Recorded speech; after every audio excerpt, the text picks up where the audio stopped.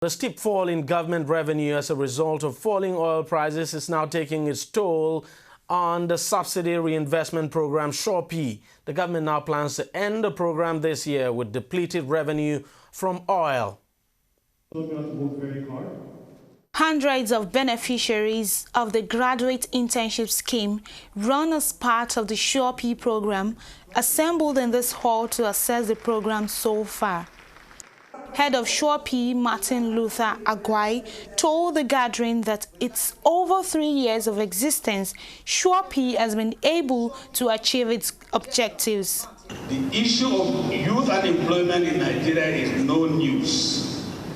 Statistics show that over 300,000 Nigerian graduates leave our universities to the labor market with little or no job placement. Thus, the need to address the unemployment is a focused component to inform many of our interventions of the SureP program. Each and every of our interventions is, in the past 3 years, has capacity building embedded in it, so that young Nigerians and others, including our graduates, can benefit directly from the project, not just monetarily, but in terms of teaching them skills, patriotism, and imparting training as well. To date, SureP has created directly over 275,000 jobs. In the case of GIS, the objective is to reduce the number of unemployed graduates and enhance the employability of at least 50,000 unemployed graduates in all the 36 states and the Federal Capital Territory by the end of this year. Speaking specifically on the Graduate Internship Scheme, Minister of Finance Ngozi Okonjo-Iweala said in 2014 alone, 245,100 unemployed youth were registered into the scheme, while 21,000 were actually deployed. She said 2,000 eventually exited the program and 500 others got employed. And we spent about 5 billion naira in the 3 years that this has been on to try and develop, support, and pay our interns. We've also developed very transparent means, as one of the employers earlier on said from the Ondo State government, that the means of managing this program biometrically, cleanly, openly have been very, very transparent. And I think that that's another hallmark of the program, which I think needs to be applauded. And I just want to tell you that there's another opportunity out there, which is that we have several venture capital funds that the government has seeded, this government, to help those of you who exit and start your own business. With the UWIN program, we started a venture capital fund attached to that of about $50 million equivalent, because we want to attract inflows from outside also. And that venture capital fund is not just for UWIN people. Any other people from GIS who start a business and they are worthy of being expanded can be invested in from that program. I wanted to mention that. The government initiated the Graduate Internship Scheme as a means to plug a hole in Nigeria's massive unemployment crisis.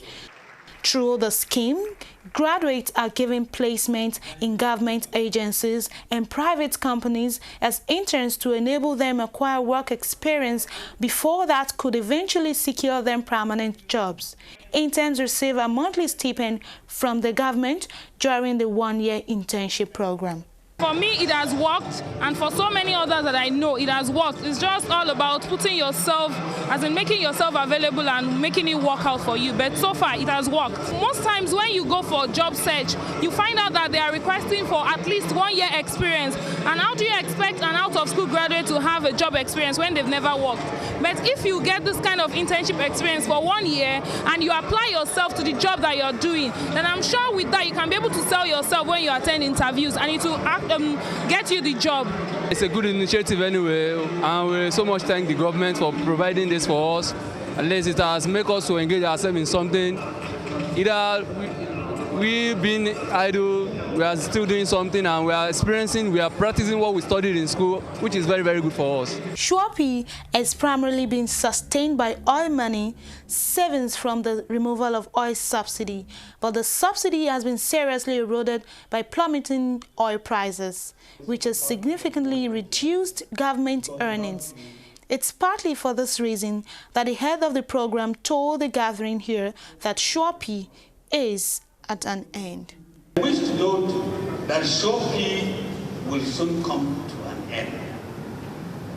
And when the instrument that created Surepi was clear, it's an intervention organization, and it's from 2012 to 2015.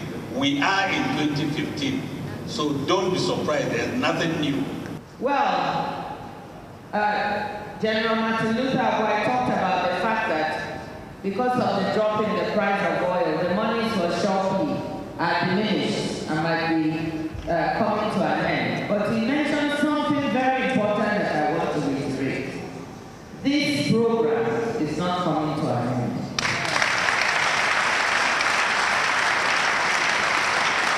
This program is a top priority for the government. Any program that has to do with getting our youth employed, getting them trained, getting them the skills they need is a top priority.